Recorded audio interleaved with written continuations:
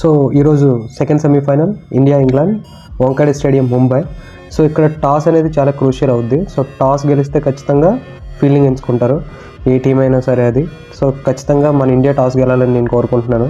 Coming to the England, వాళ్ళ బెనిఫిట్స్కి వచ్చేటప్పటికి వాళ్ళు ఖచ్చితంగా వాళ్ళ openers Philip Salt and Butler మీద ఆధారపడి ఉన్నారు చాలా ఎక్కువగా. వాళ్ళిద్దరూ ఇప్పుడు ఇంతవరకు ఈ T20 వరల్డ్ కప్లో ఫైర్ అవ్వలేదు. బట్ రేపు ఫైర్ అయ్యారంటే వారు వన్ సైడ్ అయిపోద్ది. And Butler has a great record in Wankhede. తనకి 50 యావరేజ్ ఉంది. అండ్ 450-500 రన్స్ ఉన్నాయి. అండ్ సెంచరీ కూడా ఉంది.